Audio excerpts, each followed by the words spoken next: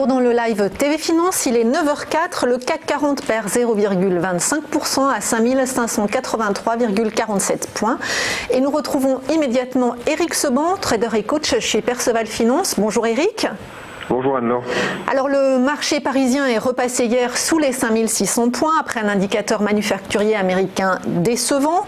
Cette correction remet-elle en cause la tendance de fond haussière sur l'indice parisien et à quoi faut-il s'attendre aujourd'hui et dans les prochains jours à Paris ? Alors est-ce que ça remet en cause la tendance haussière? Pour le moment c'est un peu tôt pour le dire. Pour tirer cette conclusion, oui. Moi, ce que je note, c'est que pour une fois, le marché hier s'est dégradé sur des considérations statistiques et non pas des tweets. Ça change un peu. Cela dit, il y a 2 semaines, même avec une statistique économique dégradée, on n'aurait sans doute pas un marché qui aurait bronché. Il aurait peut-être même déjà rebondi.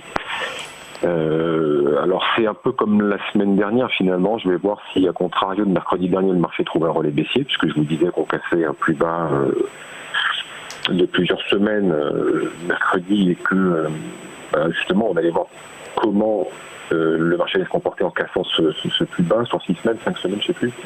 Et puis on a vu, finalement il est parti à la baisse et puis il a tout réintégré le soir, donc pas de relais baissier la semaine dernière, on va voir s'il y en a un peu plus cette semaine. Donc c'est une journée sur laquelle je vais focaliser mon attention principalement sur le comportement des opérateurs, parce que en définitive on va voir si le fait d'avoir réagi à une statistique dégradée, les opérateurs vont peut-être intégrer le fait que la guerre commerciale avec la Chine, c'est certainement pour du long terme. Donc, par conséquent, est-ce qu'ils sont peut-être en train de revenir à des considérations qui sont plus en rapport avec le mouvement de marché?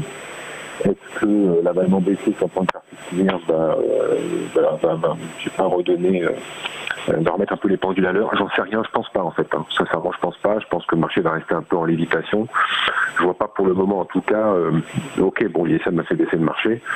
Le relais baissier, pourquoi est-ce qu'il y en aurait? Tout le monde est protégé, donc je vois pas pourquoi tout le monde partira en courant. Donc je pense qu'on va rester certainement dans cette zone 5550, 650, 700 peut-être. Aujourd'hui, le marché revient en double appui avec la clôture de la semaine dernière, rien de plus sur le plan de chartiste. Donc il n'y a pas grand-chose de nouveau finalement. Peut-être un changement de sentiment, je vous dis, chez les opérateurs, mais c'est encore trop tôt pour le dire. Il va falloir quelques jours pour voir un peu comment les choses vont évoluer, si de nouvelles statistiques vont nous amener à observer un comportement qui va dans le sens de ce que j'observe aujourd'hui et hier. Voilà, c'est malheureusement, pour travailler aujourd'hui, c'est toujours la même chose. On a un repli, il faut chercher à acheter parce que la tendance de fond n'est pas remise en question. Et oui, c'est toujours la même chose, c'est toujours aussi difficile d'acheter sur des replis parce qu'on est dans une incertitude complète. Donc,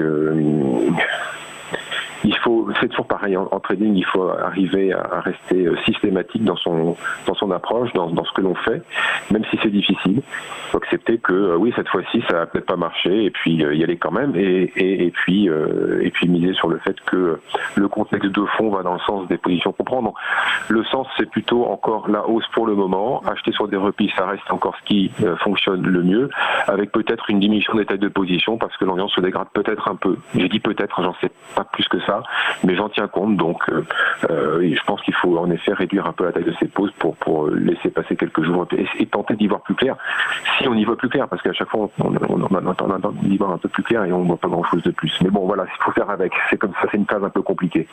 Merci beaucoup Éric Seban, trader et coach chez Perceval Finance.